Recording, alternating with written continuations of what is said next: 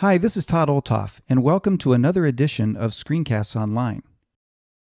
This week we will be looking at a complete photo management and editing solution by Skylum Software called Luminar 3.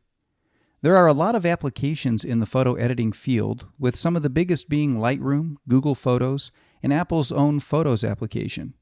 Each of these applications have similar base editing tools and ways to store and organize your photos. Yet each of these applications have different ways of looking at organization and some special editing tools that the others just don't have. Luminar 3 is a newer addition to the field with a unique way of handling photo management and some really incredible editing tools that include a different way of organizing themselves. We will take a look at each of these features and get an idea of how a photo workflow would work using Luminar 3. So let's get started by taking a look at the installation and setup and see how Luminar 3 stacks up against your favorite photo management and editing applications.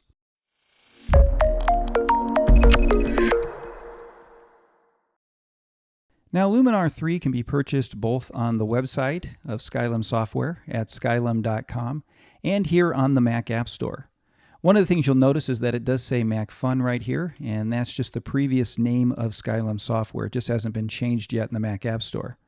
Now, one of the advantages right now of buying it in the Mac App Store is the fact that it's $39.99 right now, as opposed to its retail price of $69.99.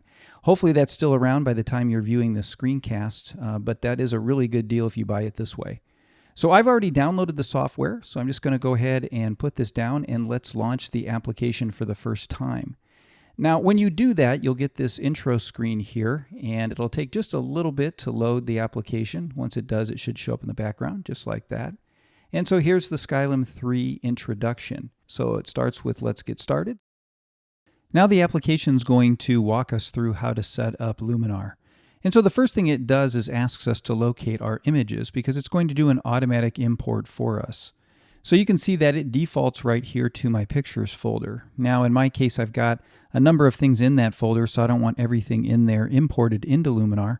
So in this case, I'm going to go ahead and just click on Modify, and I'm going to select the one I want to use. So we're just going to go into the Pictures folder and Photos. Normally I might select that whole folder. In our case, I'm just going to select one of the folders so I can show you how to do some imports later. So we're going to go ahead and say Choose Folder, and you can see that we've chosen the folder right there.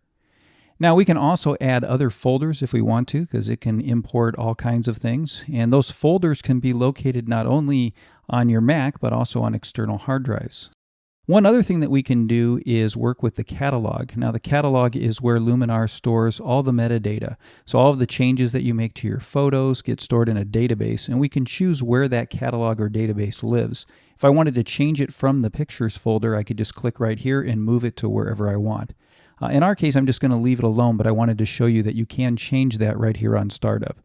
So if I just click Next, it's going to walk us through a number of different things that are available in Luminar 3.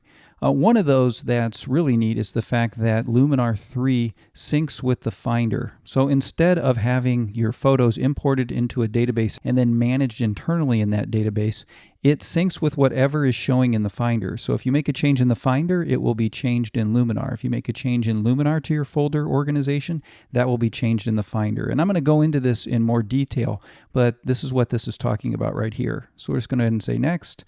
Talks about accessing and managing easily. And so these are all things that I'm going to walk you through. So I'm not going to spend a lot of time reading each of these screens, but there's 9 screens there to get you started. And so now we're all set and ready to go. And we're just going to click on Let's Go. And we're taken to our first look at the Luminar interface.